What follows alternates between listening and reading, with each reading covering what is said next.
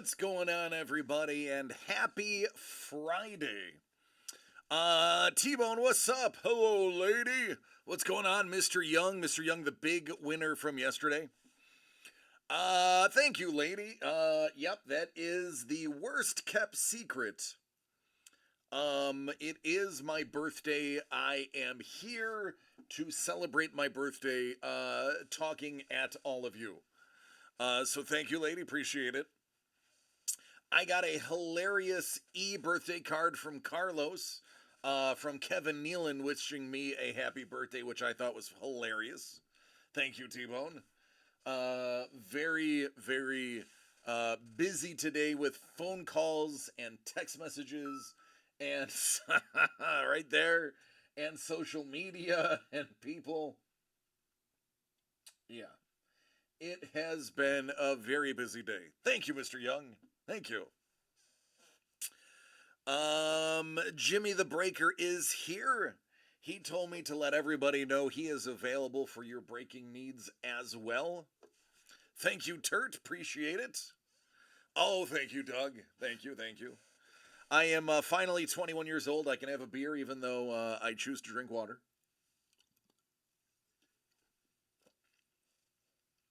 Mucho gracias.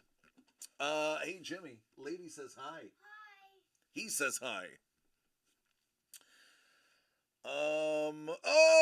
Ladies and gentlemen, the sketch school, Sean MacArthur is in the house. What's up, man? Thank you, buddy. Thank you. Carlos, I was just telling everybody about your Kevin Nealon e-card that I thought was quite awesome. Something else that is quite awesome thank you, Paul. I will tell my mother happy birthing anniversary. Um, Actually, I've already talked to my mom. I've talked to pretty much my entire family on the phone. All three of my brothers called me. My mother and father called me. My sister sent me a text, but she is very busy, so I don't blame her. So I wanted to bring this in Wednesday. I forgot. I wanted to bring this in yesterday. I forgot. Today, I actually stopped and remembered. Lady says Paul wishes you a moist day. Moist day. Thanks, man. So, this right here, this is, I brought my New York Comic Con lanyard to the San Diego Comic Con. These are the two of the pins that I picked up. The Las Vegas Funkoholics are actually a massive Funko fan group. They are arguably one of the biggest groups in the U.S. That are Funko enthusiasts. They handed me a pin. 24/7, I flat out stole this dope pin because it was cool looking. Watch some wrestling. I like it a lot. And what has become, what's going on, Dangle? What has come to be Lee Cozy is in here rating with 11 peoples. What up, Sepulros?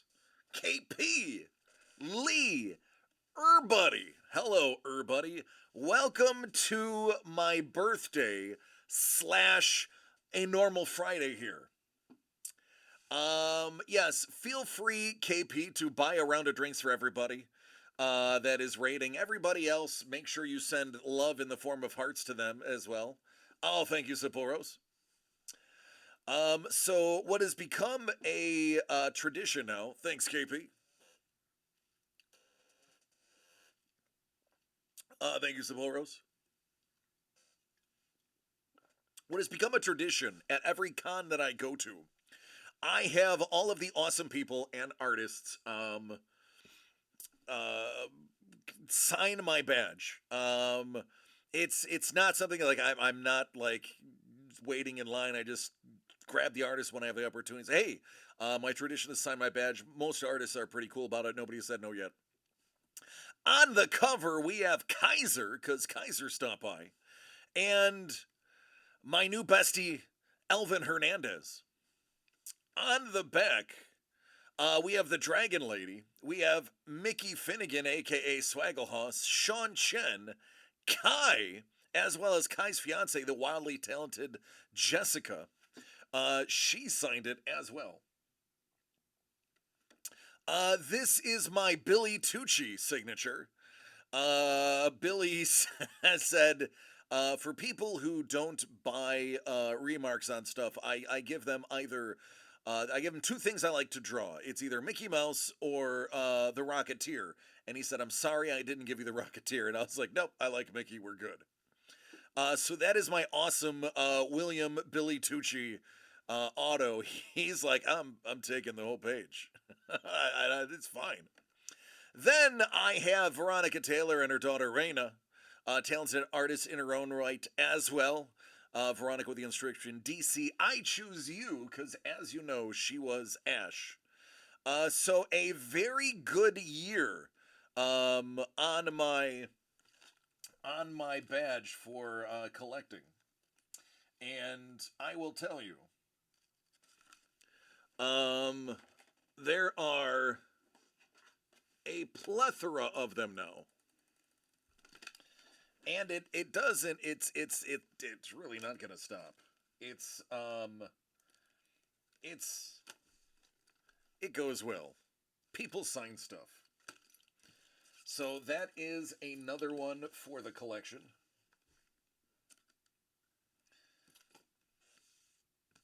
I'll have to go on this hook right here. Boy, oh boy, if I do nothing else with my career, I have a fantastic collection of Comic-Con tags.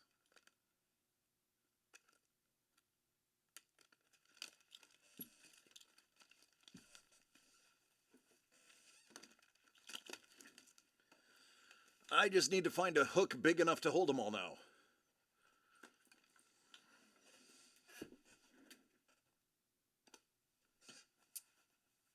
Oh.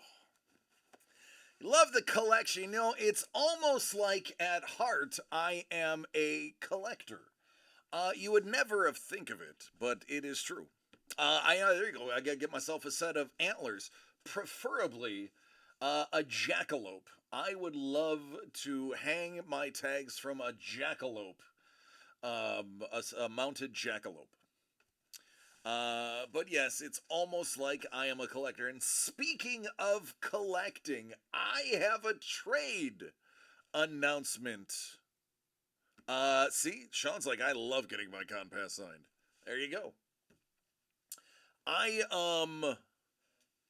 I have a trade announcement. My trade announcement. This is a three-way trade. I don't know if we've ever had a three-way trade in history before, but this is a bona fide three-way trade. All of the items will be going through DCD Collects as it happens to be. All three trades involve a Kai original piece of art. So, as you know, we retained the Princess Leia in the Bausch costume from the Kai run from our last Kai break. Actually, two Kai breaks ago. Steve and Maddie have officially traded their Kai Deadpool to DCD Collects for the Princess Leia. And Carlos is trading his Mace Windu Kai cover for the Deadpool. So technically, we give Princess Leia to Steve and Maddie. Steve and Maddie give Deadpool to Carlos, though we will be the one shipping it. And Carlos sends us Mace Windu. So, a three-way oil-painted cover trade has officially gone down at DCD Collects. What a trade indeed. Now I have to make some money so that I can buy the Mace Windu from DCD Collects. Because, as you know, Mace Windu is one of my favorite Jedi's. I hold him in regard right up there with Obi-Wan. I have a distinct feeling we're going to be seeing Mace Windu again. Although Mace Windu has been declared dead, I do not believe that is a fact because, as you can see by the Emperor somehow coming back, it's not a stretch for a dude who got his hands cut off and blown out a window that he comes back as well. Deadpool is getting around.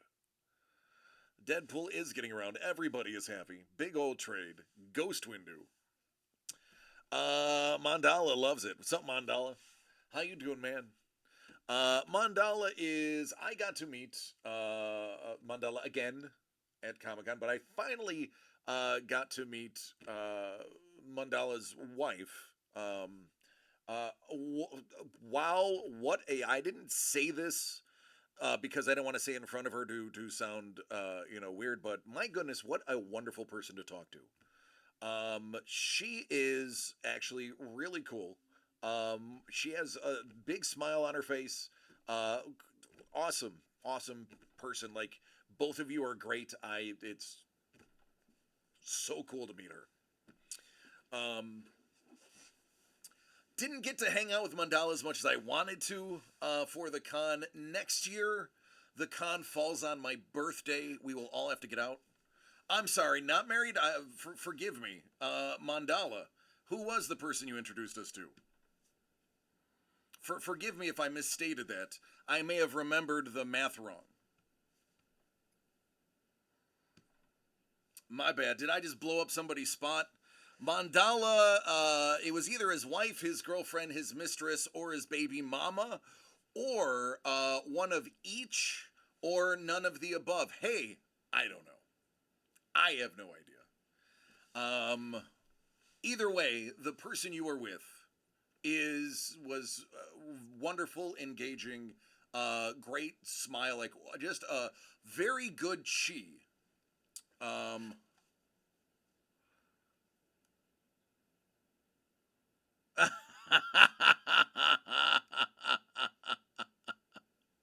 Hold on a second. There we go. It was one of my old college friends I'm introducing to Artisan. I prefer my opposite sex platonic life partner. Okay. Whichever it was. She was wonderful. I liked her. She was her chi, her karma, like her vibe. Like I was picking up great energy from that person. But regardless, spectacular. She is, yeah, she is spectacular. Um, Lee's like all the above. Hey, sometimes you never know. You never know. Um, but yeah, it was such a good time. I got to meet so many people. That like I was going through the new followers on Instagram. Like, whoa, I remember this person. Oh, this person. Yeah, yeah, yes.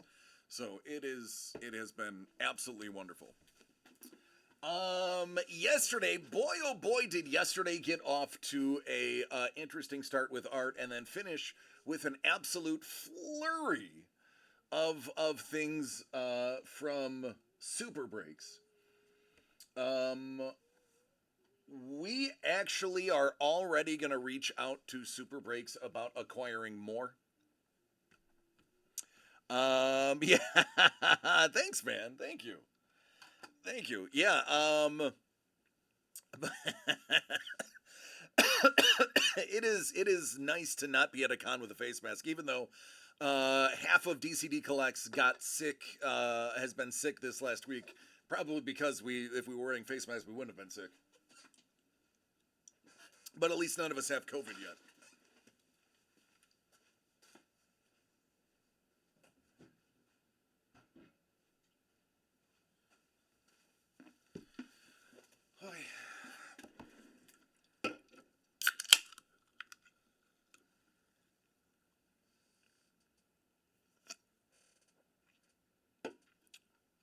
That's what I needed. Hello, Mel. Jimmy says, "Hi, mommy." Um, I'm assuming you're at work, saying hello at work. Hello, hello, mi corazón. So Doug has informed me that he's reaching out to Super Breaks. We're going to try to acquire more of the keepsake as well as a couple of other new things, like the Founders Edition, Artist Edition, and Music Edition that they had.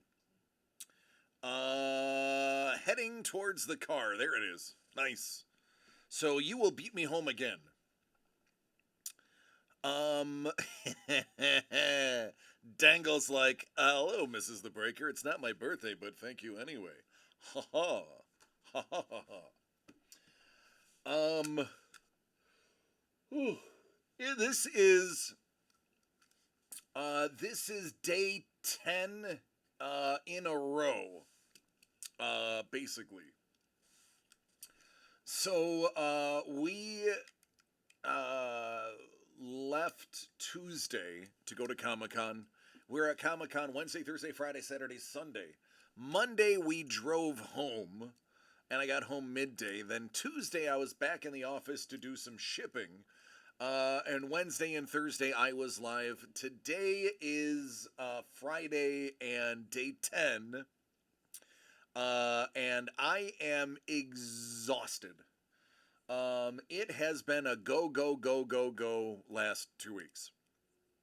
So this weekend, hopefully I get to kick my heels up and do nothing but eat some sushi and relax on the couch in a pair of basketball shorts and a far too tight for my physique t-shirt because nobody's going to see me and I don't care. T-Bone's like, well, tomorrow we get the day off. Right? So yeah. Are they 4-inch or 6-inch basketball shorts? Oh my goodness. The basketball shorts are actually the Daisy Dukes of basketball shorts. They're less basketball shorts and more long distance runner shorts. Basically, it is tissue paper with a cinching waistband. Doug's got Oppenheimer and Barbie. The heels, I typically don't mention the heels I wear, but I used to, rock a 3-inch Cuban heel on my dress shoes. Because nothing says awesome like being 6'3" instead of 6 foot. If you don't believe me, then you'll have to see pictures of my wedding. Not Barbenheimer, 2 different days. I'm not crazy. Well, half of that I will believe, the other half I will argue. You are crazy enough to move me and my family from Buffalo to here, so I have to say you're slightly crazy. They were Cuban heels on Italian shoes. Poirier versus Gaethje is gonna be awesome. I agree. It'll be a slugfest. Although I think somebody's going to surprise us, and I think there's going to be more takedowns than you expect. I think this is going to be a little more technical than Slobberknocker.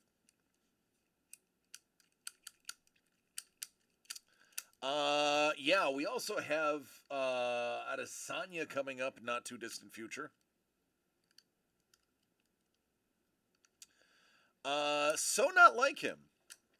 All right, I will see you in about 2 to 3 hours, Mel. Bye, Mommy. Jimmy says bye, Mommy. The drive into work today was awful. It was over an hour. People just don't like to stay in their lane when merging. Before getting into the merge lane. Like, you know you're going to merge up front. Why are you changing lanes a mile away? Just causes more congestion before. So poo on you, 101 traffic. So we had a Fast and Furious, excuse me. Fast and Furious set of sales, last night. Today I actually have a few reminders, for some peeps. Let me find them now. All right, here we go. So the Naruto figure goes to the next person who buys a manga anime box. That is literally just going to be whoever buys the next one. We are not going to random that. It has been sitting here for so long, I don't want to look at it. So anybody that grabs manga or anime gets a free Naruto figure. Sportflix, the Rocky shirt goes today, which as of right now, whoever buys a box basically has a 100% chance unless somebody else buys one. So if you were thinking of getting in on Sportsflix, which is full of amazing art that I'm going to show you in a minute, this would be the time, as my birthday is giveaway day for you, not me.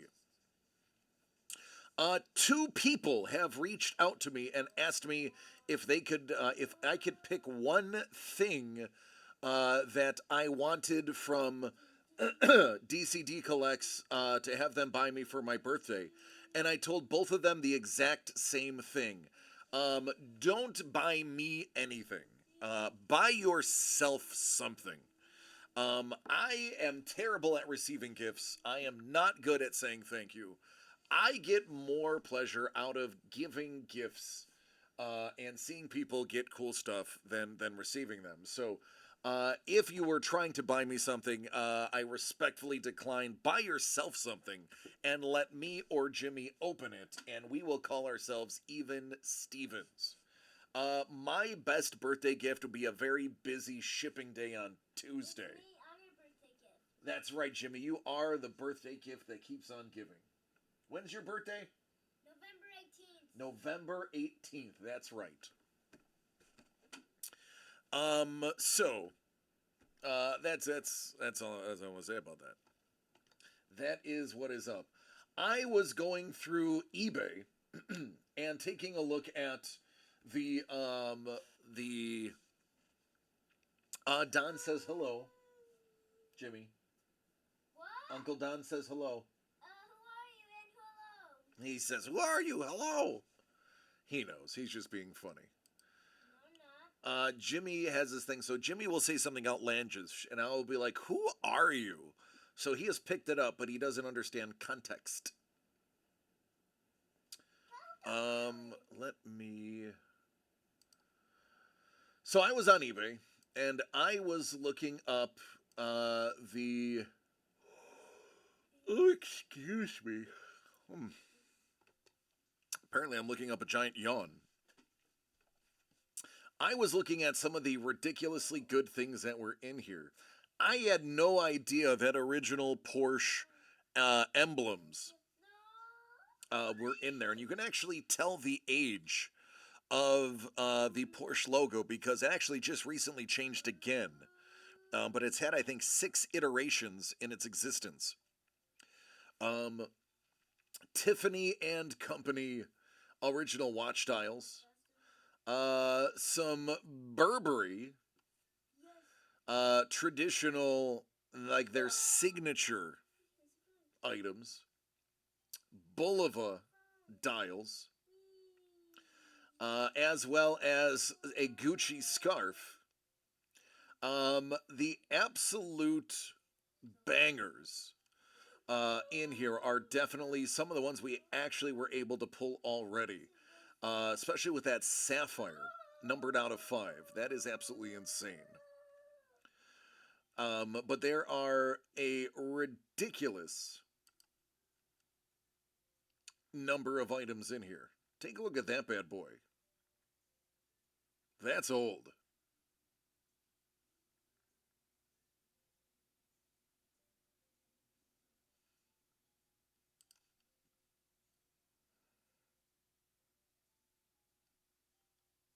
I'm riding a roller coaster.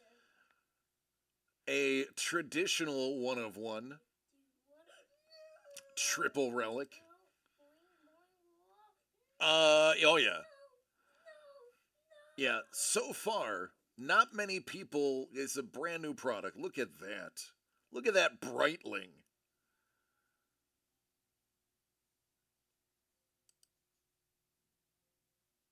Apparently they have 5 Breitlings.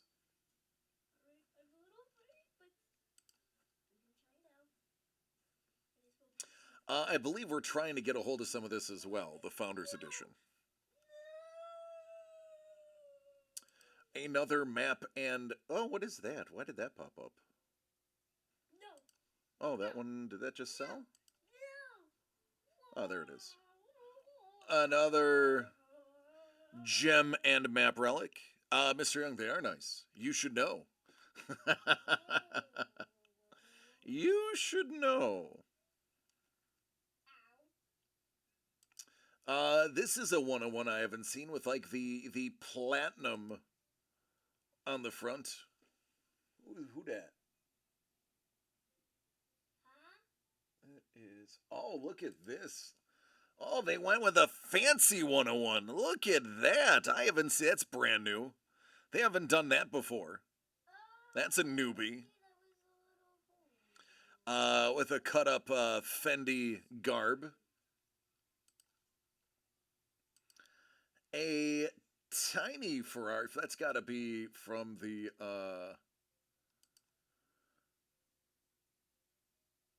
It's got to be like steering wheel.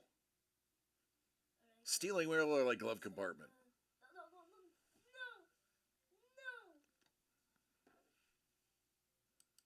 From the 914. More keepsake founders and the art and music. Good, excellent. I would love to see more. Now, let's go back to speaking of art. Something that is always one of one, and something that is never numbered because it is original. We have a gaggle of items. There are 11 products right now live. We literally have a little bit of something for everybody. One of those items is team ups. Now, as you can see behind me, boop, that is one of the big ones. A couple more here. Team ups is actually the closest thing I believe we have to sold out. Yeah, we're a third of the way through that already. We have Sportflix. Now, nobody has hit the Granddaddy. Nobody has hit the cover piece yet.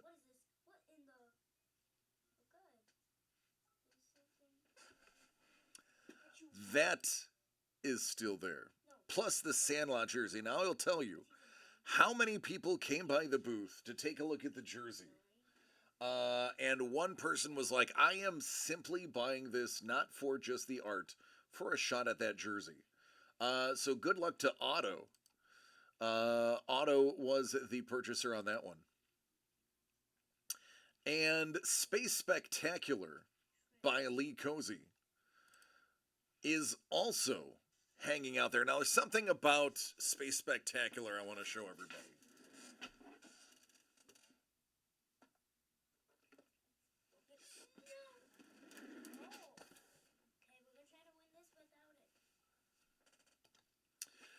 So every single one of those comes with a Star Wars SIG series as well as a original Lee Cozy sketch card, most of which are on either San Diego stock or stock from when he did the licensed cards for the run. So his cards are amazing, and I can't show you them because they're sealed and random, but when I was restacking boxes, something happened that caught my attention. Now, I am first going to have you listen to the box on the right. That is what a normal box sounds like. As I was stacking boxes, the one on the left did something a little different.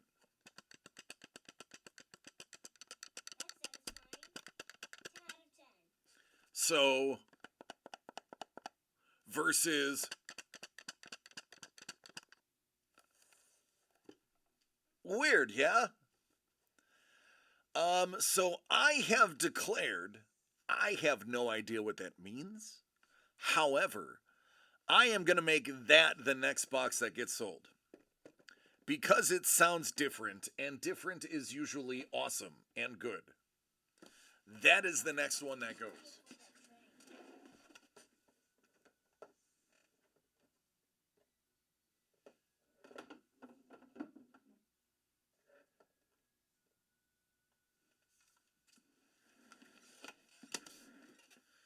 Number one is the random one that goes with it. Could be a redemption card. I don't know. It could be a buyback that was trimmed by, I'm not going to name names. I was about to, but I'm not going to name names. It could be a trimmed card. It could be an acetate card. It could be a chrome card. It's whatever it is, rattles. It could even be, for all we know, a loose magnet in the case. There's a couple of things that could make that noise. But what I do know for certain is that that noise is not made by any of the other boxes. So I said, hey, I know I'm not supposed to, glean insider information, but some things need to be shared, and I'm going to be quite frank with you. I'm curious as all get out as to what it is. I am a cat at heart. I love tigers and cats, especially kittens, and I love the curiosity that they have. And quite frankly, I have the curiosity of a cat. And I said, if that's going to happen, we're going to make that the next one for sale. Well, we have two cats. We do have two cats. What are the cats' names? Isla and Melvin. Isla and Melvin. One's this cat named Melvin is 2 years old, and the other Isla is 8. The Melvin is about 3 now, Yeah, and she's 3. Isla is like 10. No, she isn't. She's pretty close to 10. Well, Isla is a special. she's a fatty. She's a special cat. She's She a was utterly destroyed by a car, and had like teeth removed, and she's special. We love her. died. What is the art above the Star Wars boxes? Oh, you mean that Don Wynn from manga anime? This was viewed a ton of times. Quite a few people, Carlos, stopped to take a look at this. Don did a couple of watercolors for us. This one was, I would argue, the more striking.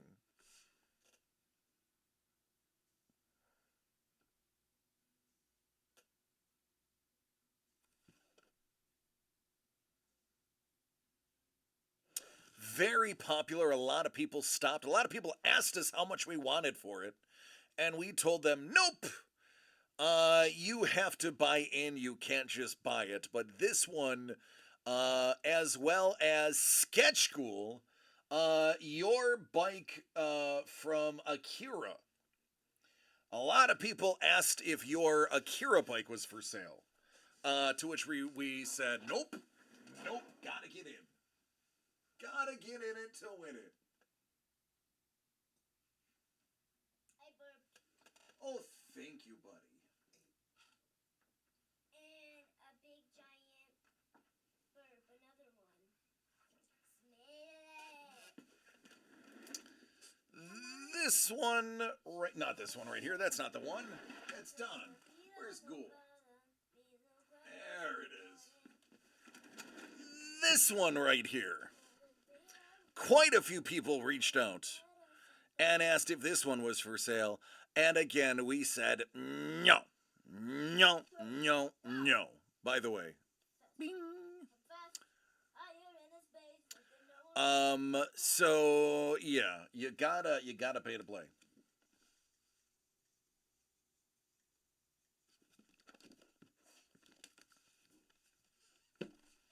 Sorry.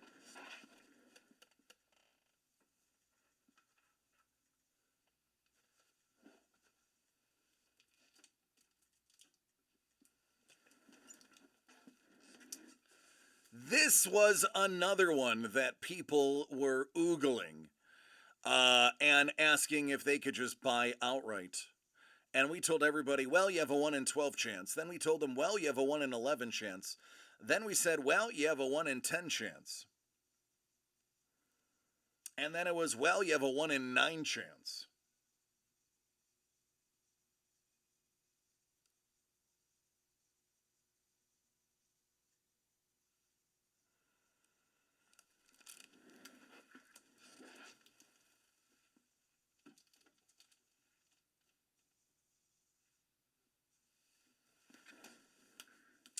I still haven't seen Iron Giant.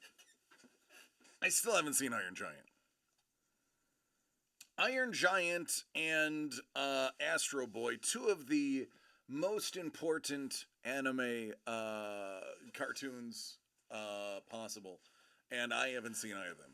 Baymax is still there. GB is champing at the bit for somebody to pull that so that he can pull off a trade. He is loaded for bear on that trade, too.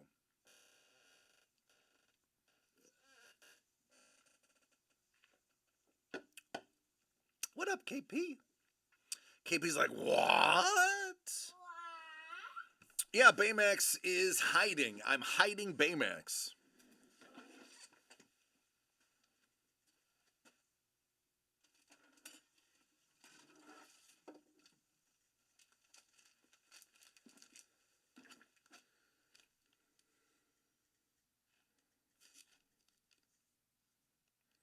This was painted at San Diego Comic-Con on camera, too.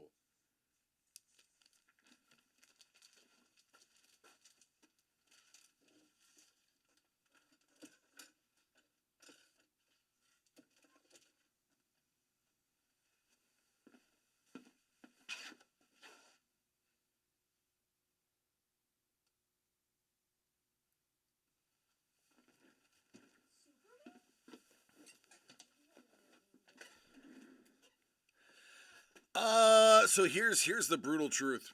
The only thing I know about Iron Giant is it was in Ready Player One, and it seemed to be a pretty big deal in Ready Player One. So I knew I probably should watch it, but I haven't gotten around to it.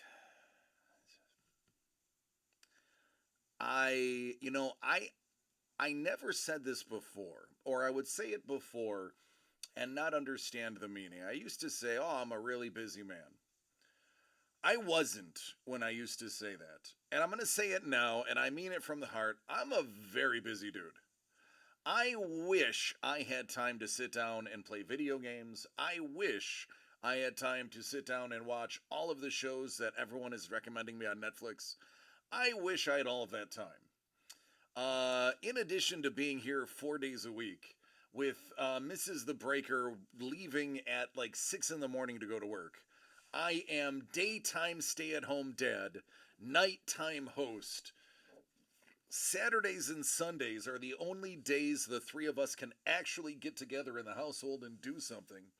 And Mondays are basically a wash because that's the one day I get to watch and do all of those things everyone tells me to do.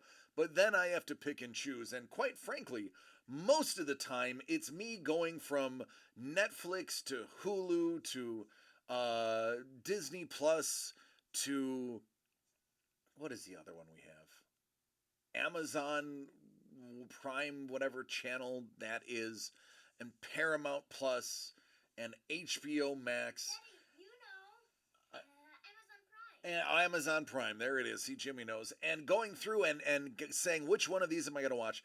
I spend a half hour trying to figure out what I want to watch when I should be watching a half hour of one of those. I think what I'm going to do is I'm just going to put all of the names of everything people tell me to do on my phone and just random them 7 times. And whenever it comes up, I'm going to sit down, bear down, and watch no matter what.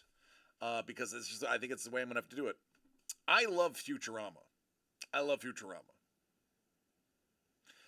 Dango's like, I'd buy that Star Wars clickety-clack box, but if I hadn't blown through my budget yesterday.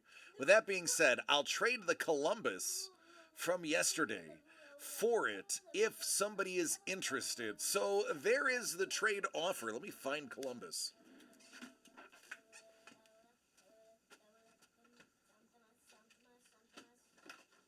I love the Flash. Oh, I love you, James.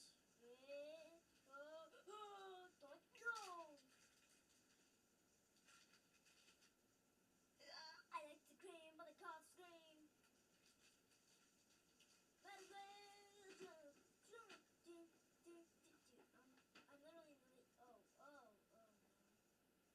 That's when the lead is allowed in cabbage.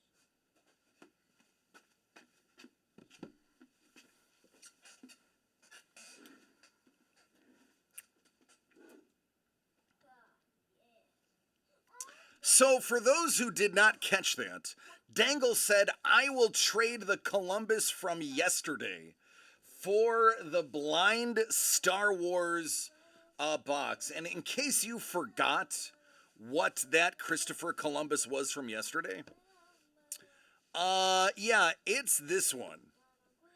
It is the Sapphire and vintage historical map. The super chunky, it doesn't fit in the whole Sapphire. It's got to be a 6mm Sapphire, or pretty dang close to 6mm for my metric homies. It is, Dangle. It's actually made from the old video game, starring Anthony Mackie. And one of the wrestlers is the clown with Sweet Tooth. Amethyst, yeah. So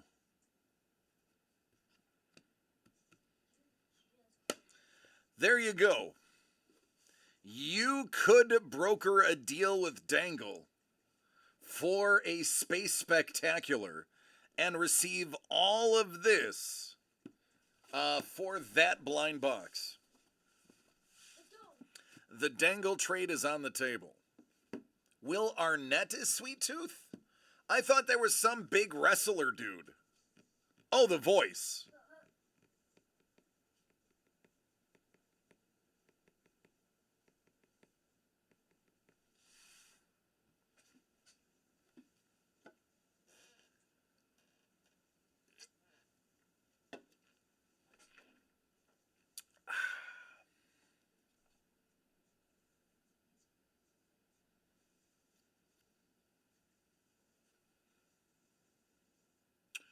I put some extra effort in my mustache for you today. Samoa Joe. That's it. Samoa Joe. It was Samoa Joe. He's the body. That's right. I knew it was a wrestler. I remember watching it behind the scenes, and Anthony Anthony Mackie was talking about working with Samoa Joe, and their spoilers. At one point, they fight physically, not automobilically, which I just made up. You can coin that if you want. And he was talking about how effortlessly Samoa Joe was just manhandling him when they were doing the blocking and everything.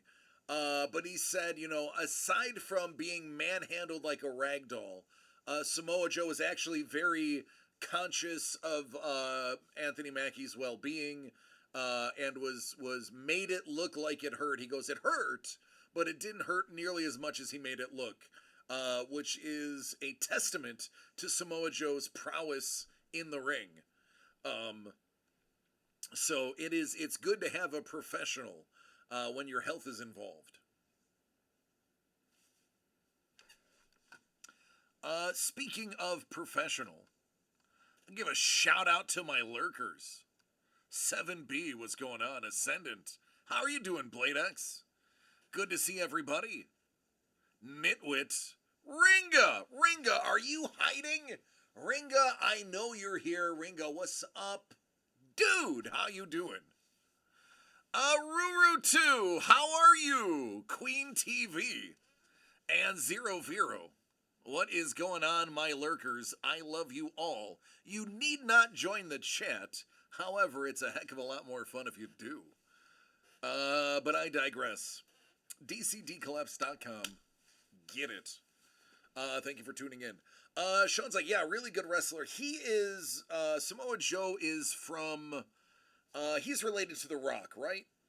Aren't him and a bunch of those guys related? I want to say Samoa Joe is in the family tree as well.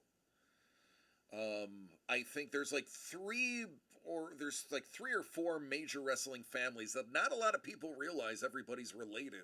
And if they're not related by blood, half of them marry each other's family members, because it takes somebody in the industry to understand what it takes to be in the industry and make a marriage last for however many years it does.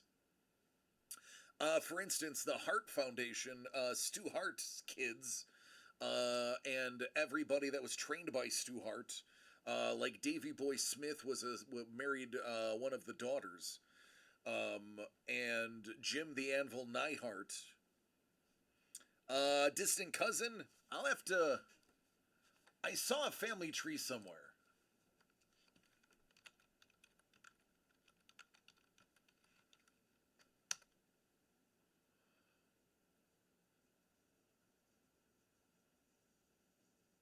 Oh, so this is actually really interesting. So Rikishi and The Rock are related. I knew that. Let's take a look at this. Take a look at this article. Amazon Prime.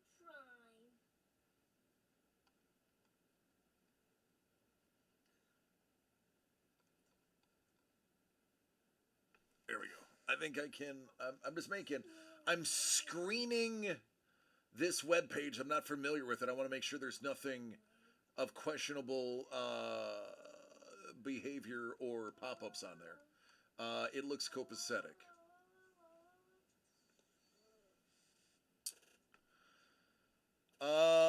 The Anoa'i clan, which has its roots, that would be Roman Reigns, The Rock, and Rikishi.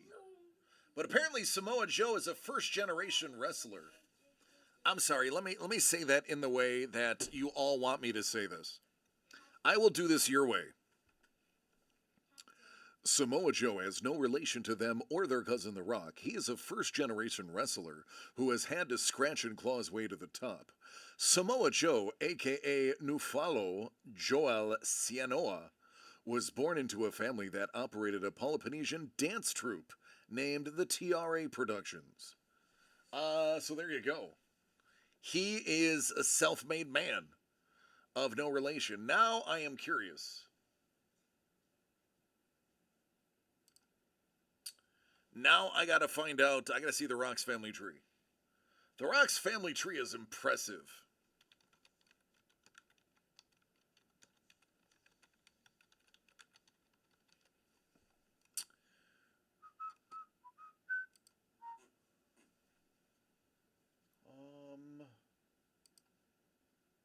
All right, where is?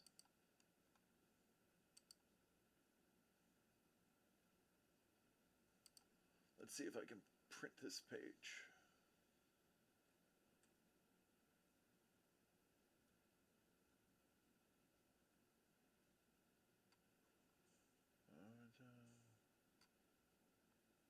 Blah blah blah blah.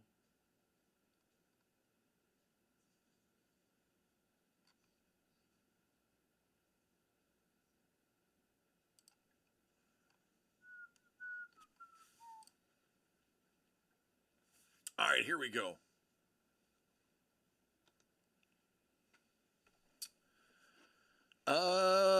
It is the Anoa'i family.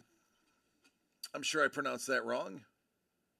No, Anoa'i. I was right. Wow, look at me. Look at me speaking Samoan. I'm so smart. I'm kidding. You're smart.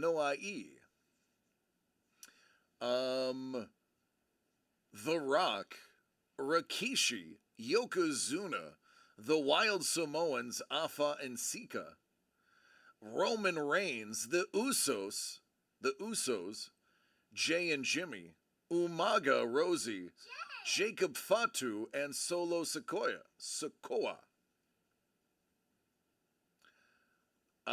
Pretty dope. My goodness gracious, look at all those wrestlers.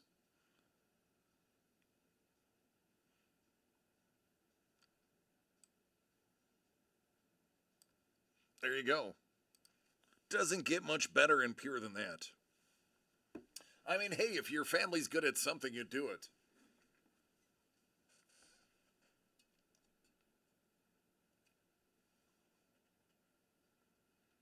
Get rid of this. Get rid of that. All right. All right, we're caught up. Sean's like, I know you had that right. I've said it a few times. The Rock's daughter is NXT? I didn't know that. Interesting. I didn't realize his daughters were old enough to wrestle yet. Last time I think I've ever cognitively thought of The Rock's daughters is because he did a commercial about him singing Moana to them, and they seem to be little. So the fact that, yeah, I mean, how long ago was Moana? 10 years ago? 8 years ago? 8 years ago. Yeah. Yeah. It's about right.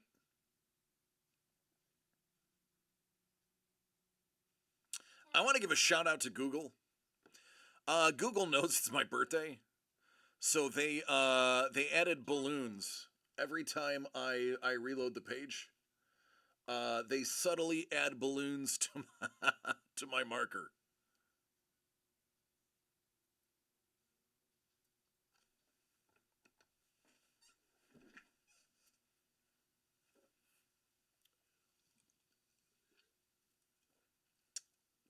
I was actually just watching on Instagram.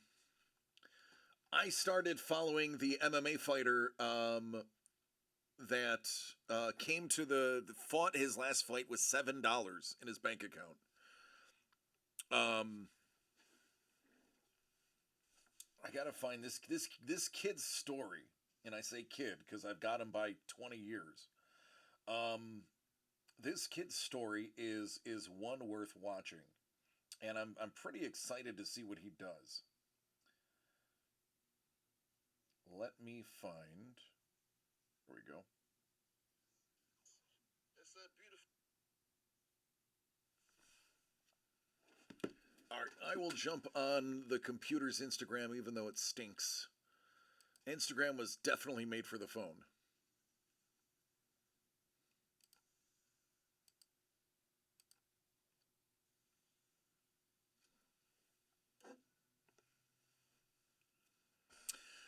All right. Themba Garimbo underscore MMA.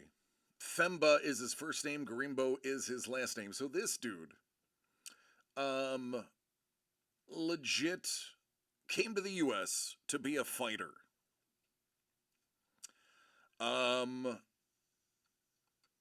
Fought his first fight in the UFC, literally with only $7 in his pocket. Um, didn't have, still doesn't have a place to live. Is literally sleeping on the couch in the gym. That is his house. That is where he lives, in the gym. Fought his first match and won in the UFC. And then what he did is he took his fight kit and auctioned off his fight kit and got $7,000 for his fight kit. And then instead of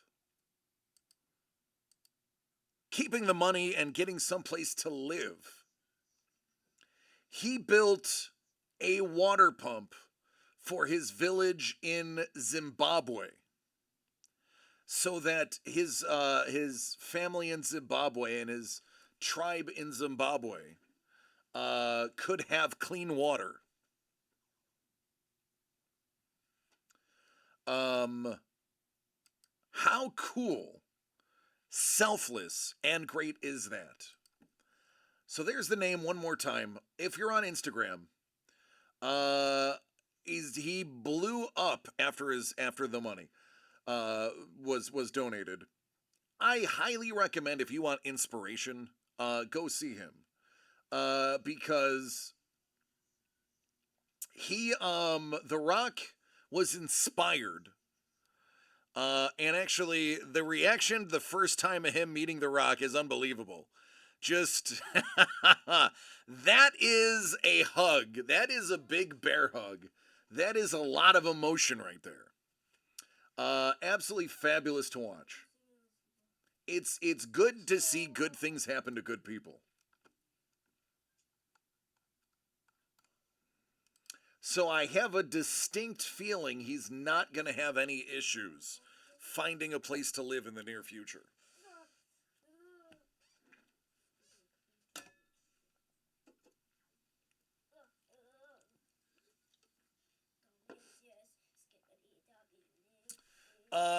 Yep, yeah, Dangle. It was I think they called it like a field pump. Um, it was going to cost 3,200 to build the pump, and he got 7 grand. So he got to build the pump for his village, and got a little bit on the side to hopefully get at least an apartment for a few months, or something. I don't know how the UFC doesn't take that story and run with it for publicity, and house the kid, and get him a car and get him moving.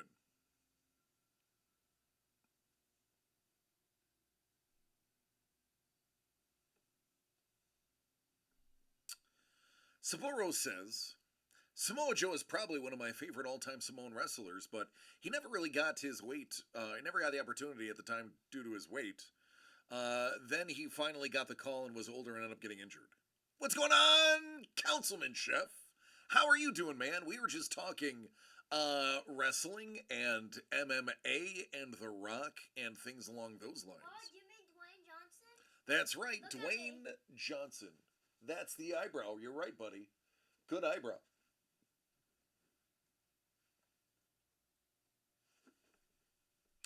Um, good. Good. Are you working on any good policy changes there, chef? Are you making moves? Are you a mover and a shaker? I mean, shaky is in the name, so we know you're at least a shaker. Hopefully you're a mover too. Love you, chef. Joe is playing sweet. Yeah, that's actually what we were just chatting about. That's how we got on the topic. Was I couldn't remember who was the body of Sweet Tooth, and it was mentioned. So we went into a deep dive about Samoan wrestlers. You have to be just as good on the mic as you do in the ring, because you're not gonna get over on a crowd unless you can have your mic skills. Perfect example, Kane. Kane was a dominant wrestler. They didn't even let him talk in the beginning of his career. Part of the reason was because of the kayfabe gimmick of him being horrifically burned, which they abandoned. And they gave him a couple of opportunities on the mic, and it just didn't go well. He was not one that they let talk a lot. Now I think he's a politician. I'm assuming they let him talk now. Budget stuff. Dealing with budget stuff, told my state rep that she has 2 years to figure out a net metering bill. Well, there you go. Like, do it now. Because Councilman Chef says so.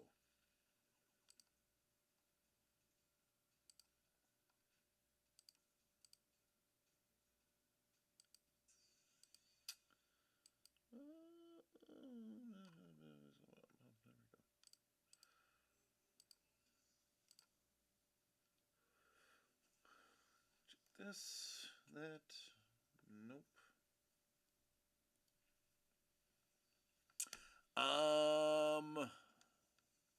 I believe typically fighters get signed with the UFC, get sponsorship money to pay for their training camps, food, etc. Actually, Dangle, I can answer that for you, as I have two acquaintances that worked as fighters for the UFC.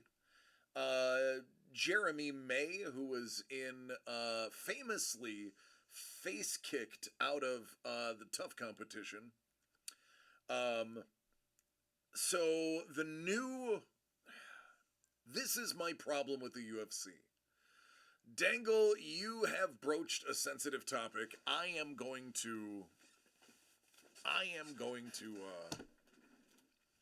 gonna lay it down. Uh, I hope he sees this too. Dana White is credited with saving MMA, or at least bringing it to the mainstream. You can't take that away from him. It was not going very well, he brought it into the forefront. What he tried to do was he tried to streamline the process. So, he had to answer to shareholders when they sold the company to the talent agency Power Group. Um, they had to answer to shareholders because that company was actually owned by the people that worked for it. It was a share type thing. Um, in order to maximize their profits, they have to advertise, and the fighters' kits, the shorts. And banners were actually advertisements that the fighters got 100% of. So when they had the shorts and the banners up back in the day before Reebok came in and effed everybody but Dana White, the fighters were making anywhere between 50,000 and 75,000 in sponsorships alone.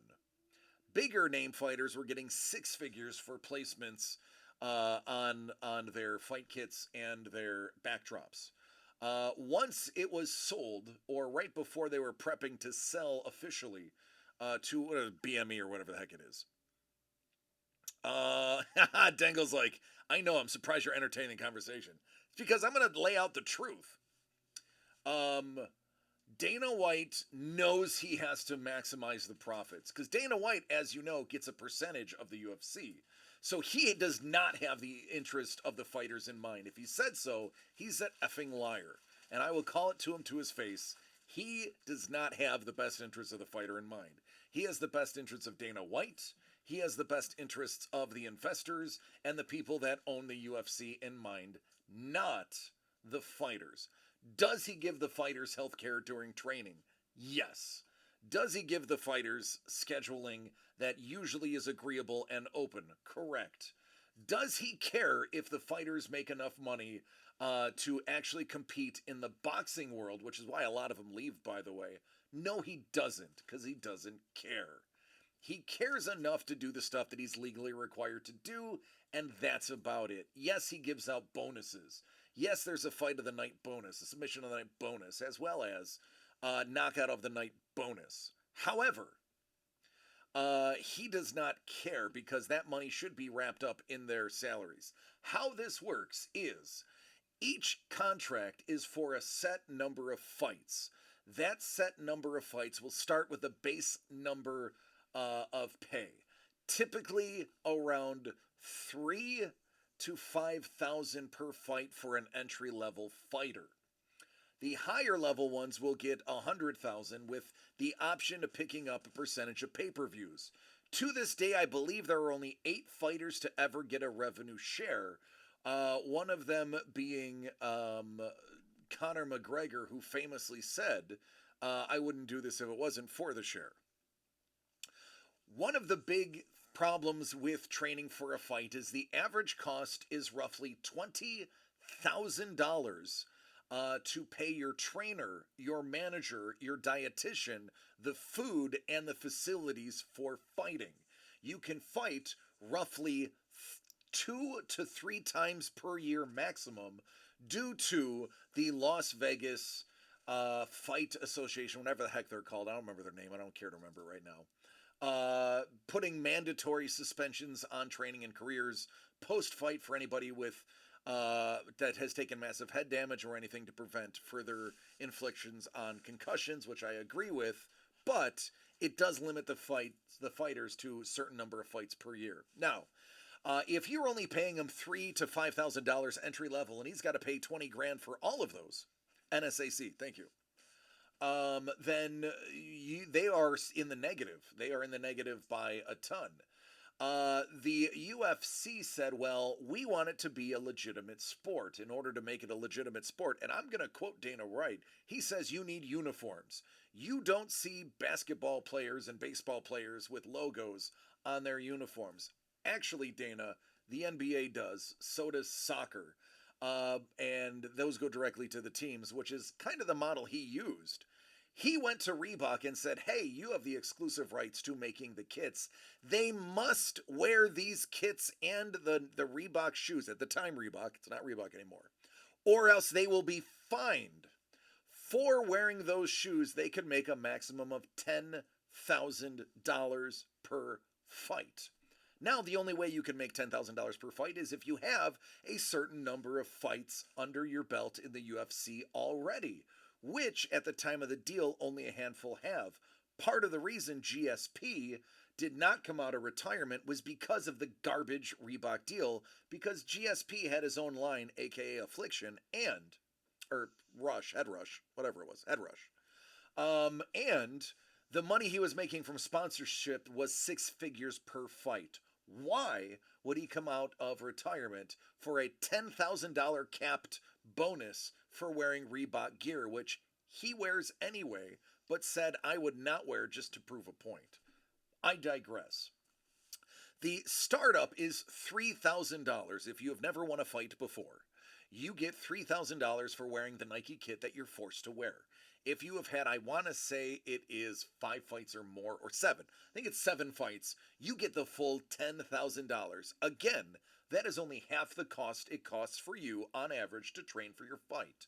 So, out of your winnings, which is anywhere between 3 to 100,000 depending where you are in the pecking order, you will actually be at a negative balance, which means you need to fight at least 2 to 3 times per year or cut costs in training, living, and or food, which we see because people are living at the gym.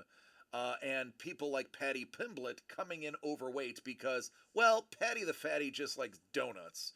He has said he's going to stop doing that, but he also said he couldn't afford to eat the healthy way that everyone else could afford to do. So, that leads me to state, why in God's green earth are you saying you are for the fighters if they are not making a living wage, when any one of them can go to boxing, be terrible at it, fight a YouTuber, and make $500,000 in about 35 minutes? That tells you something is wrong. Then you have other fighting crews, and Dangle, this is your fault. You got me started. I'm passionate about MMA. I trained as an amateur MMA fighter in Buffalo.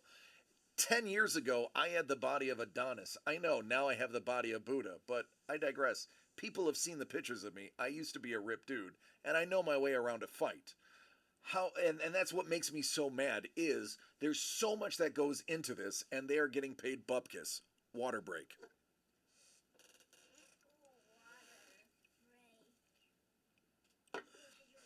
There are 2 to 3. All right, Carlos, thanks, man. Appreciate you, buddy. Good night. There are. It depends on how many fights you have had in the UFC, is depending on what your payout is. But last I was aware was kept at 10,000. I did hear a rumor that it was up to 12 or 15,000. I can't confirm it. I'm just going with the knowledge I know.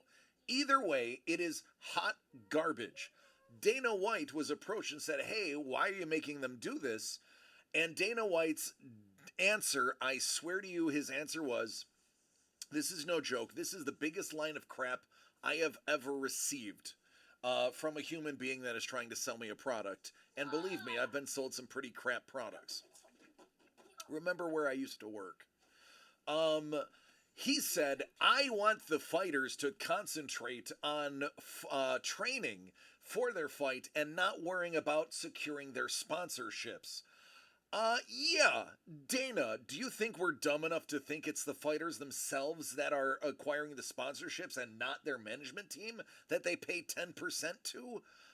Or their production team if they have one and are big enough? You really, Dana White, want me to believe that the fighters themselves are the ones making the phone calls to 50 companies trying to get a backing on their fight kit? And you think you're doing them a favor by giving them less money so that they can concentrate on training? No, you imbecile. You absolute pile of human excrement. That is the dumbest thing I have ever heard. And I would like to remind you, I used to live in New York. I've heard a lot of dumb stuff. It is hands down one of the worst loads of caca I have ever heard. And that is part of the reason I do not watch a lot of UFC fights anymore. When I used to religiously watch them 2 times a month whenever they were on and subscribe to stuff. The moment they took away their sponsorships and gave them a loss of income, that was the moment that I stopped watching.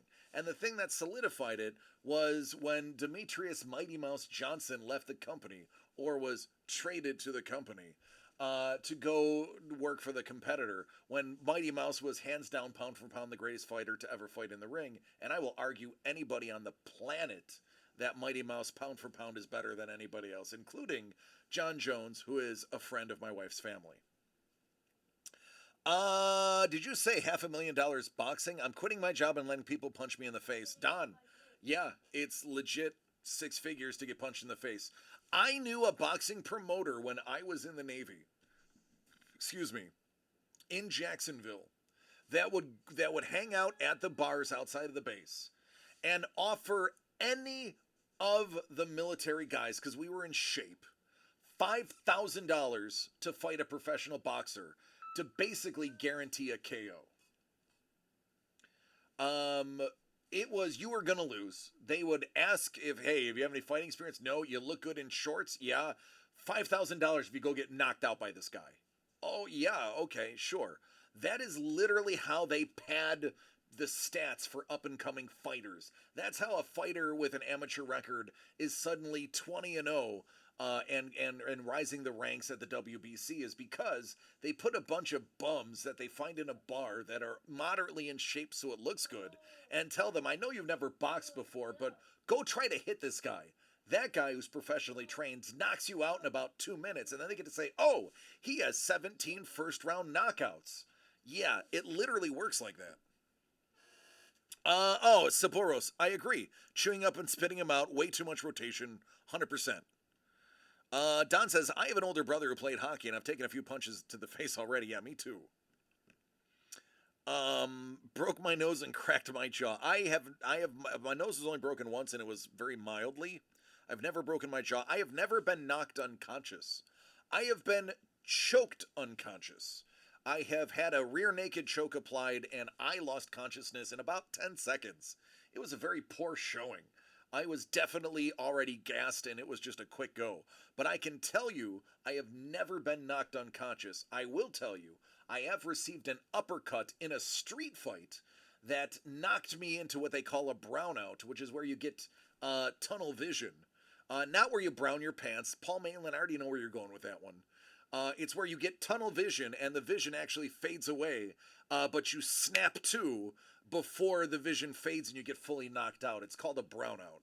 I have been knocked to the point where I got tunnel vision, but thankfully somebody was behind me, caught me, and threw me back onto my feet before I hit the ground.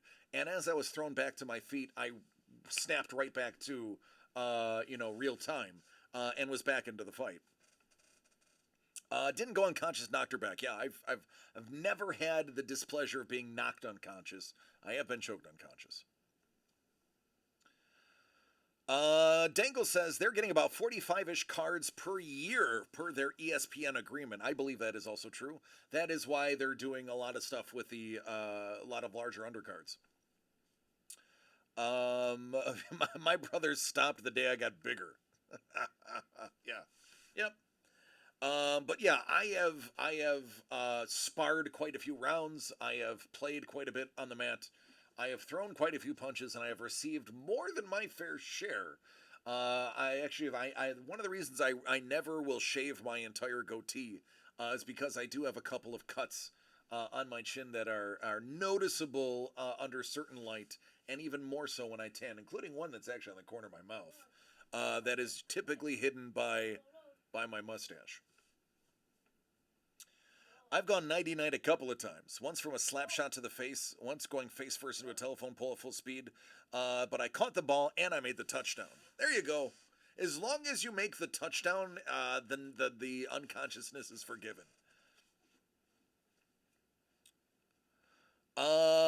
Oh, there's a lot of really bad UFC fights on the undercards. It used to be back in the day when the UFC was pure, when they weren't fighting with Venom kits or Reebok kits or any kits that were standard. The undercards were the best fights because those were the people that needed to prove their contracts and really try to make a name for themselves. So you had people really going for it. Now they have to fulfill these cards, so they're getting any Joe out of the gym that's like, oh, you're third in your gym. Well, hey, we'll give you $3,000 to fight at 2 in the afternoon on this card because ESPN says we have to. UFC did to MMA what the WWF/E did to pro wrestling. I agree, but I will argue it was in reverse. The WWF, and I can tell you definitively, I've known quite a few, or have met quite a few. I shouldn't say me. I've only met like 4 or 5 wrestlers. My dad knew everybody because they stayed at his hotel.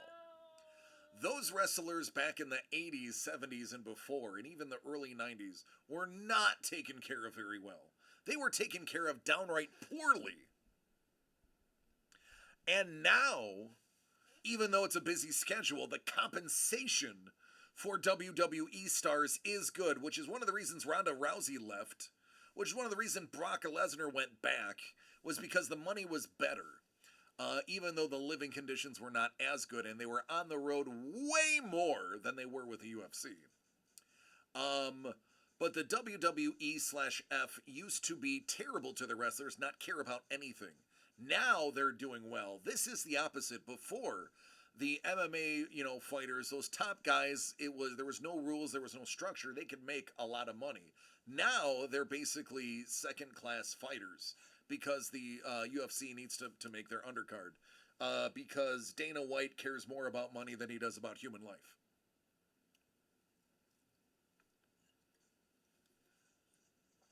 If I'm not mistaken, Dangle, I don't know if I don't think it's Vince. I think it's Vince's wife or ex-wife. Hi, baby. Hi. Because I think she got like a lot of stuff when he was caught cheating. But yeah. My dad got to meet Andre the Giant. My dad had a story about Andre the Giant. That Andre, he would eat whole chickens and turkeys like you eat a chicken breast. And he would drink wine bottles like you would drink beer bottles. And his hand would fit completely around a standard wine bottle.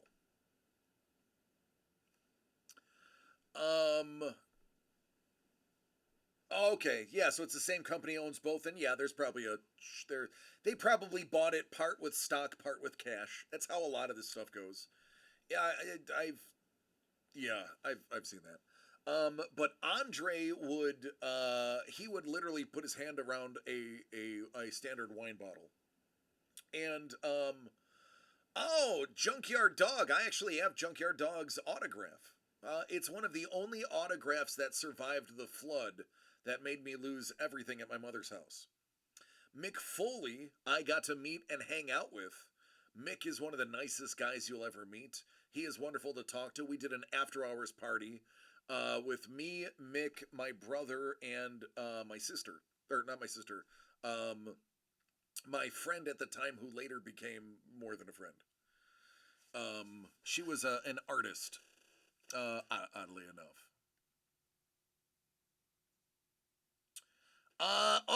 That Brainiac, I see you. You can't hide from me. How are you doing? What's up, Nitwit? How are you? Brainiac, are you coming in here and not talking as if I'm not gonna know it's you? Come on now, you gotta say at least hi. I thought we were closer than that. I thought Comic-Con meant something. Lee says, I've had dinner with Ric Flair and the Honky Tonk Man. What up, GB? It is my birthday. Thank y'all. Thank y'all. Thank y'all. And thank y'all. Appreciate it, man. GB, we were talking about you.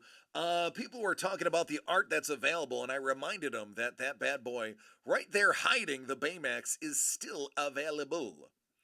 And I said that you are loaded for bear for that trade when that goes down. Um, Mick Foley was doing a comedy show, a traveling stand up comedy, which, by the way, I learned so much about the industry from Mick Foley's stand up and from hanging out with him after the show. He did a stand up thing. Thank you, Chef. All right, man. Good night, man. Be safe. Keep fighting the good fight, brother. Um, so Mick was signing autographs. I have a poster from that event signed by him.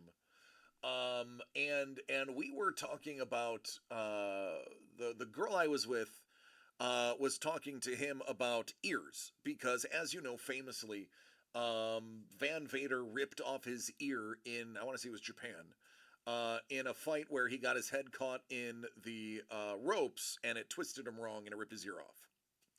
So he has a little nub of an ear left. They weren't able to reattach it. The cartilage was destroyed.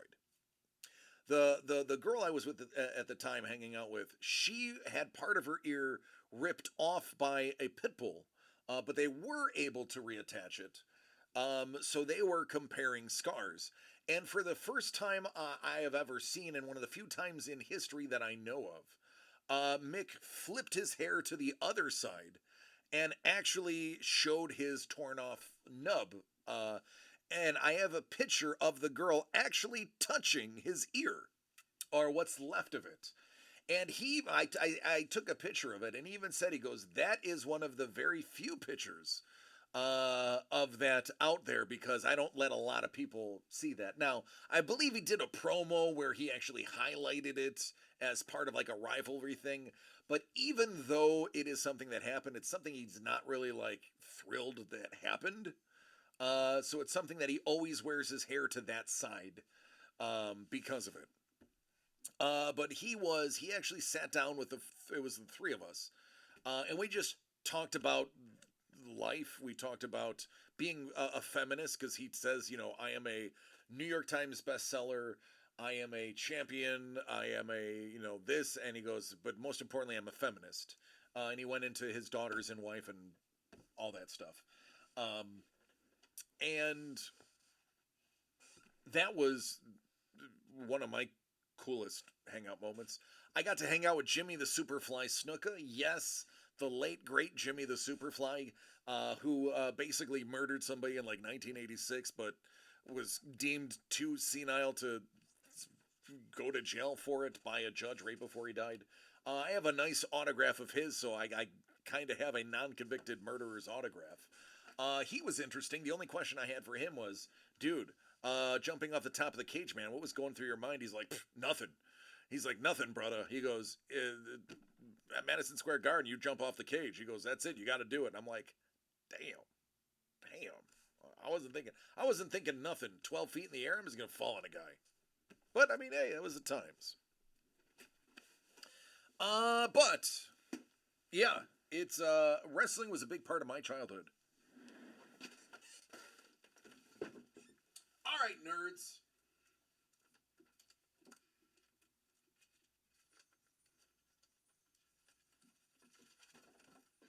Oh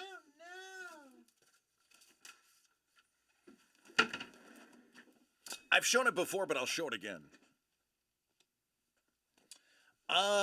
This guy, one of my favorite finishers of all time, the Razor's Edge. I was always a big fan of that move. When it originally was being used, when he would hold him really high in the air and slam him down, I thought that was fantastic. Now, obviously, that is they went away from that move because of CTE and the risk of head injury. But this dude right here was one of my favorites.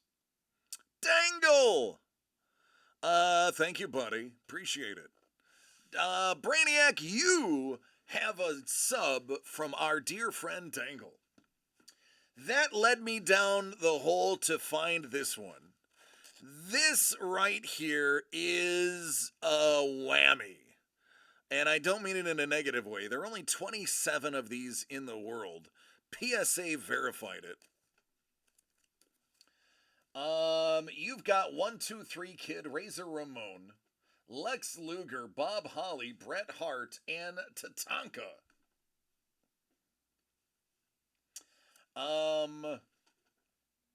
WrestleMania X Celebration. 6 photos. Kind of the who's who of the people. Look at Bob Holly with a full head of hair. Bob Holly before he was hardcore. Lex Luger before he was a addict. By the way, I went to the same high school as him. 123 before he was X-Pac, and Tatanka, who had a couple of other personas as well. I had basically everybody that was anybody in the 80s because they would all go to my father's hotel in Buffalo. I had everybody's autograph. The only one he couldn't get was Andre the Giant. Andre the Giant paid for his food with a check, and my dad wanted to buy the check off. He was serving with somebody else at the time, and he's like, "Hey, let me give you the cash to buy the check. Just give me a day to get the cash. I want to buy that check. I'll just give you the cash for it." And the guy that he was working with was like, "No, I want to cash it," and then literally submitted it for cashing. So that autograph of Andre the Giant was lost. But Junkyard Dog, Hulk Hogan, Hercules Hernandez, Mean Gene Okerlund, Bruno Sammartino, amongst others, all of those were in my collection. All right, Don, take care, buddy. I am tired too. I'm not going to go for much longer. It's my birthday. I want to go home. Well, then how about the package? Well, there is none, buddy. I'm sorry. So have you ever seen the video of Jay Lethal doing his Ric Flair impression to Ric Flair? No, I haven't, but now I got to look it up.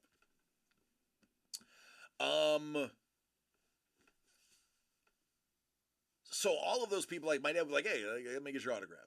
So my dad was a food and beverage administrator of the Romanov Renaissance Hotel back when it had the Playboy Club in it in the late 70s, early 80s in Buffalo. It was literally across the street from the airport. It's where all the wrestlers stayed.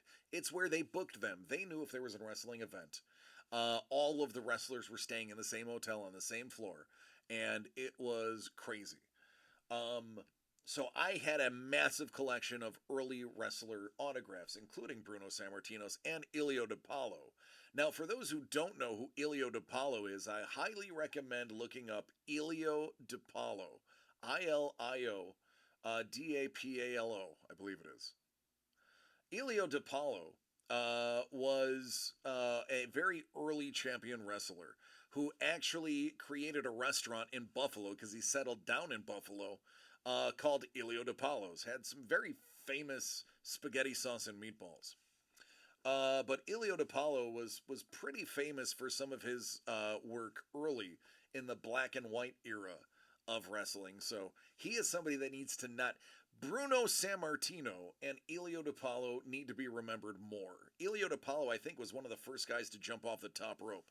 He might not have been the first, but he was one of the first guys to like cannonball off the top rope. Tragically, Ilio DiPaolo was hit by a 16-year-old driver in a crosswalk while walking across the street, sadly.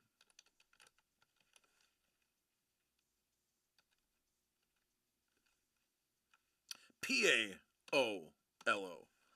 There's that brainiac. How you doing? What's good?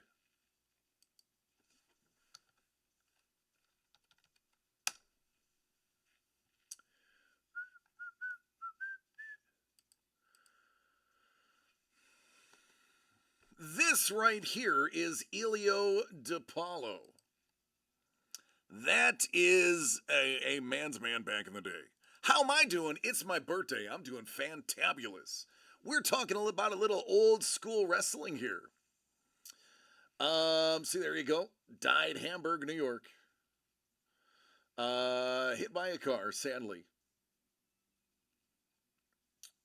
Do they mention it?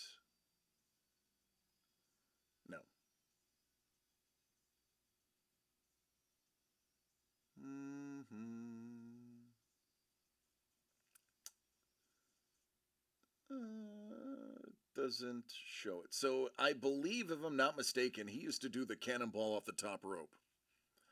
But yeah, Elio was a cool dude. This is how I remember him. I met Elio at his restaurant.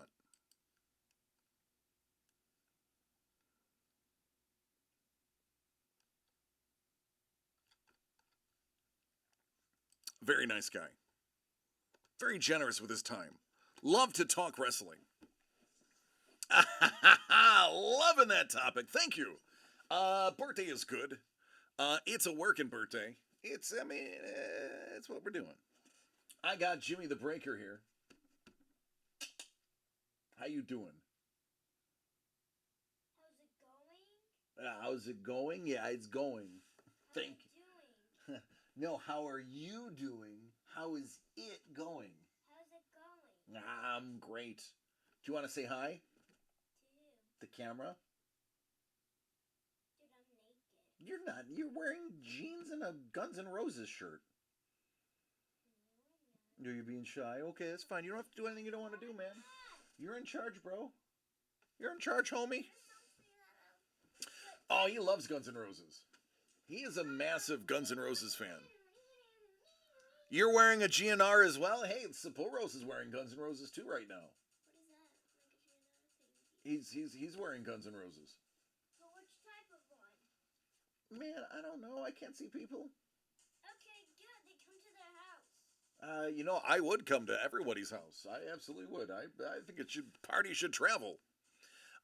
He's wearing Appetite for Destruction logo. Hey, Jimmy, what does yours have on it?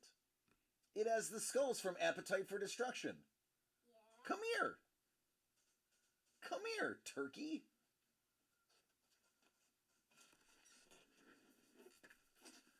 Well, it's got some of the skulls, not all of them. Come here. Baby, look at your face. There's a face right there. GNR. Yay. Say hi. Wave. Meow. Meow. There you go. Tom Young signed posters were signed at a con, right? No. The Tom Young posters were signed here at the studio when they hosted Tom Young for an event.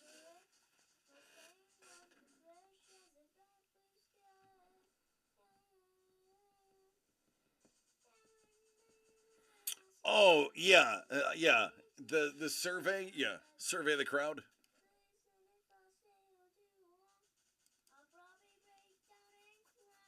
Now he's singing it. Now we're going to get hit with a trademark infringement. All right, everybody. Last call on products. It is 7:30 Pacific, which means it is 10:30 Eastern for my East Coasters, the coast that I formerly frequented before I became a West Coaster. Although I will admit, I still have my New York license. I probably should get a California one too before I get pulled over and get in trouble for it.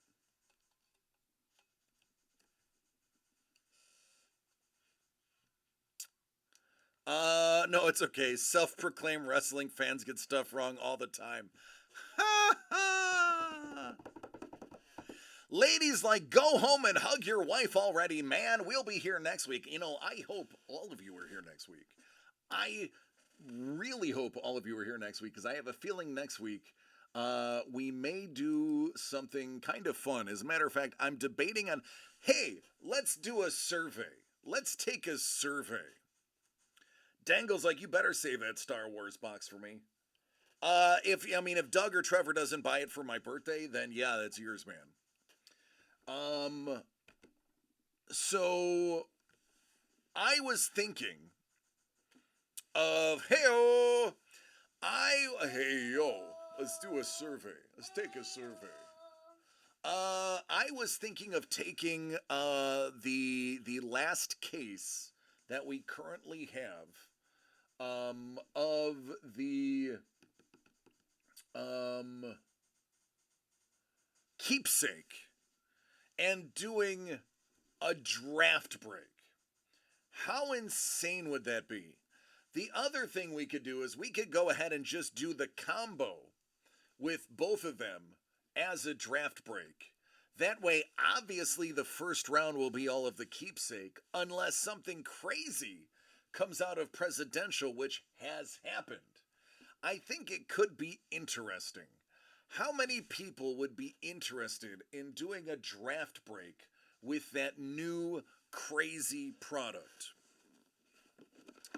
I think it would be dope. Get open to do a case of these. Have 5 of these bad boys opened.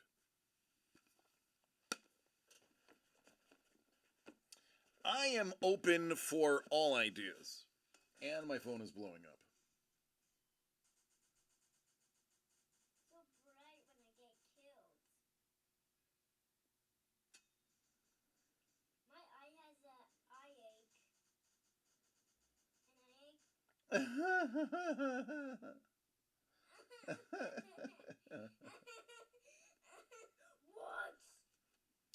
What? So I just got a text from my brother. Scoobs! Thank you, buddy. Thank you. Hey, Jimmy, what is your favorite Guns N' Roses song? Sweet child of mine. Sweet Child of Mine. Yeah, it would be on Friday, Dangle. It would be something that we would ramp up to.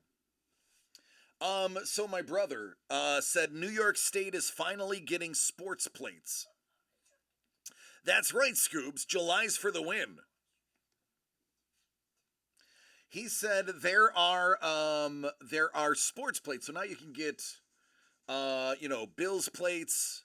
And then he said this one.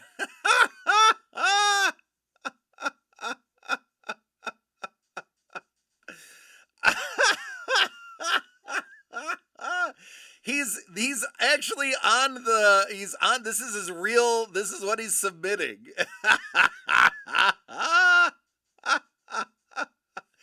These are the 2 choices that he is trying to figure out which one he wants. This is him live on the site officially.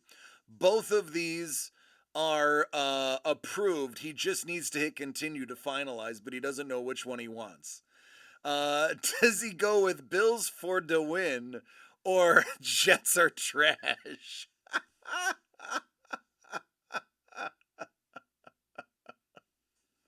I love it. One of those probably gets his car keyed. Not in Buffalo. My brother never leaves Buffalo. My brother never travels. He barely leaves. So nobody in Buffalo likes the Jets. I mean, that is hilarious. And my brother is like super rich. He can afford to just buy a new car. Somebody keys his car, he's not going to get it repainted. He's going to buy another one. Trash for sure. I'm going to respond. I'm going to respond right here. I am live. I just want to make sure that his phone number is okay. His phone number is not on there. I am live. People are voting. Jets are trash 1. There it is. I am live. People are voting. Jets are trash 1. Nobody has said the other one yet, so Jets wins. That's hilarious. Hacksaw Jim Duggan getting into an almost shoot fight with Doink the Clown. I heard the guy that played Doink the Clown was actually, the first one was fired for being a D-bag. And the second one was like an alcoholic or something, or vice versa. Doink was played by 2 different people. Jets are trash is pretty funny. Oh, I agree. I agree. It is funny. he likes that idea. Matt Bourne? Okay, yeah. See, I used to be a massive ring rat. I used to love. Anytime they would come to Buffalo, I would typically go. Anytime any of the wrestlers were at the hotel, my dad would usually have me, try to get me to stop by. My dad famously had the Iron Sheik, while in the midst of a bender, call me at 2 a.m. when I was 5 years old in kindergarten. Hacksaw Jim Duggan was a legitimate tough guy. He was a football player and an actual wrestler. Yeah, Hacksaw would have beaten him to death. Doink the Clown was not a technical fighter at all. Hacksaw was a legitimate tough guy. Like a real legitimate tough guy. That man, I remember my dad saying he had he never understood barrel chested until he met Hacksaw Jim Duggan and said, "Oh, that's what barrel chested means." Big shout out to Hacksaw Jim Duggan. Ho! Gotta love that.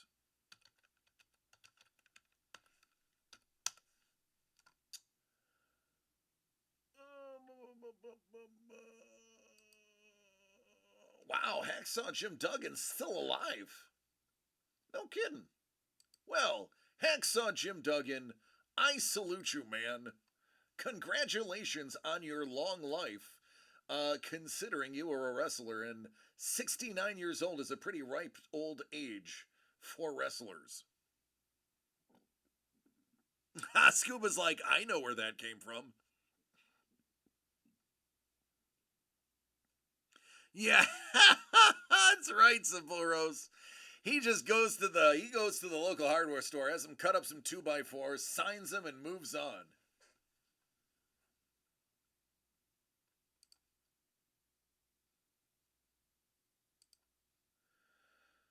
Oh goodness. Oh, he's actually he was prostate cancer. He's battling prostate cancer. Prayers out to Hacksaw. Keep fighting that good fight, man. You are one of the good guys.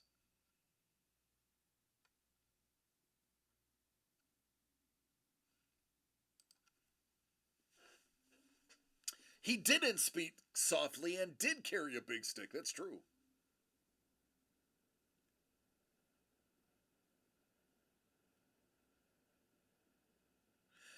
Lee says, I have a friend from high school that was the biggest Star Wars nerd I knew. I asked George Lucas to leave him a voicemail once, and he thought it was a prank and deleted it.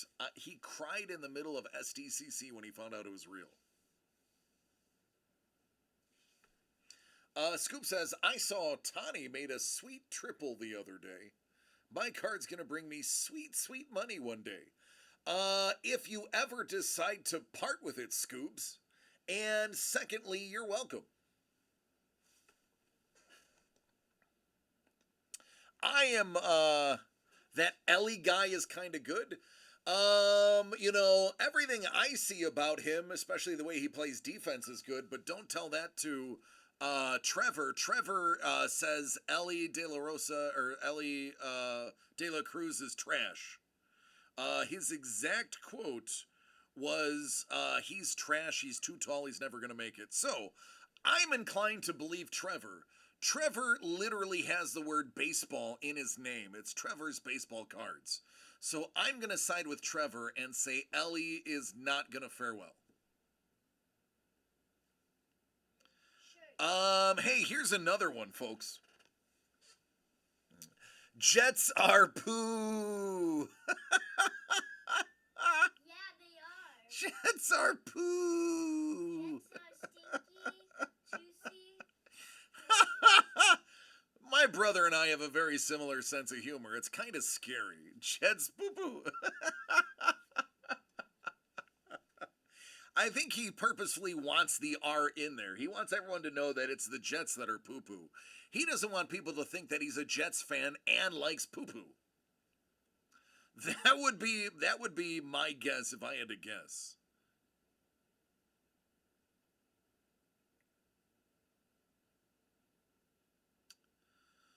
Oh, my phone blowing up. Blowing up. Good.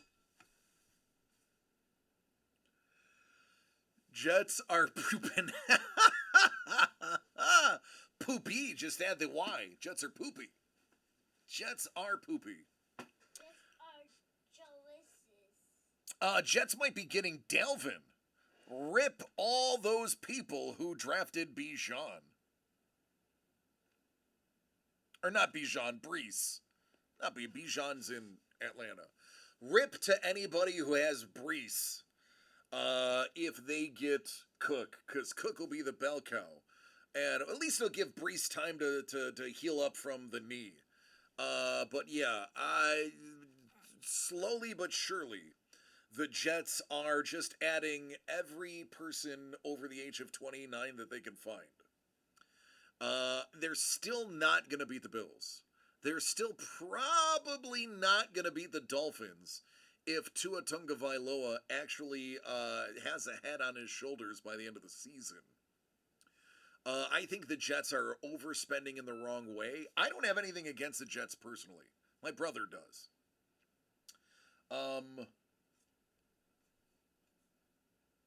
Ooh. 1, 2, 3, 4, 5, 6, 7, 8.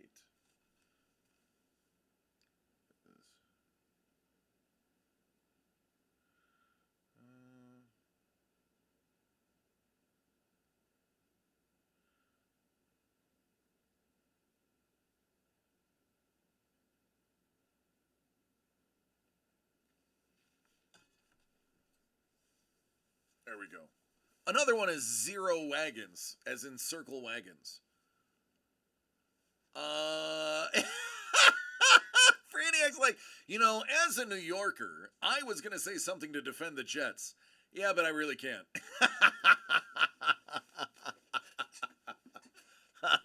Right? Oh, Sapporo's? No. As a former New Yorker who still owns land in New York, we are not putting Jets and Crash on a license plate. I'm sorry, friend. You may not have thought that through, and if you did, may want... Listen, the best time to delete that statement was before you wrote it. The second best time to delete that would be now.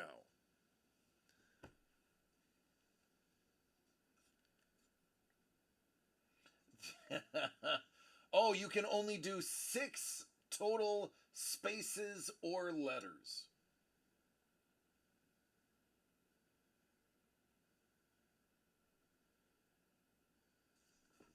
There it is. Yeah, I know that he had to take a $35 million pay cut or else it wasn't going to work. Rumor has it Devontae wants to go out there now. Listen, you can put as many people as you want on the team. You can. But if the coach can't get you there, it's not going to help you. Look at all of the times that teams have had these stacked rosters, but the coaches could not get them there. For instance, the Bills. Let's talk about the Bills losing in 13 seconds. That was a coaching and personnel problem, not a player problem. If you're not on the same page as your kicker, that's a coaching problem. That kicker needed to be in the huddle. Now, I'm not blaming the kicker, but the kicker probably should have known. Listen, our kicker's great. Bass is a wonderful kicker. I like him a lot. It was an all-round bad thing, but the Bills should have been in that Super Bowl, and it was coaching that failed us. You can put a lot of lipstick on a pig, that's true. I've been doing the pass. I want to go back. No, you cannot. You cannot, Dangle. You cannot. All right, everybody, listen. I have to let you go. It is my birthday. I would love to see my wife. I would love to be at home. So I would like to first say I appreciate all of you. Salah has potential, but he needs a couple more years under his belt. We'll see. Listen, I know there's some of you that are watching here for the first time, and I want you to know what I'm about to say. Thank you. Thank you for the birthday wishes. I am going to say something that if you tune in, you will hear me say every night. It's not because I am unoriginal and can't improv well and can't think of a better ending to my show other than this. It is simply because I truthfully mean it from the bottom of my heart, as well as the rest of the DCD Collects familia. And that is this. I love each and every one of you. Please take care of yourselves and each other so that we have the privilege of doing this again next week. I am very excited to see y'all on Wednesday, where we can talk about all of the stuff that we have coming up and some of the things that we plan on doing with the stuff that we have. So, again, I love you. Take care. Be safe. Have a wonderful, wonderful weekend. And from the bottom of my heart, thank all of you for my birthday wishes. It means a ton to have all of you supporting me and tuning in on a wonderful Friday. So, say goodbye, Jimmy. Goodbye, poo poo pee pee poo. And he's saying bye bye, pee pee poo poo. That's the great way to end.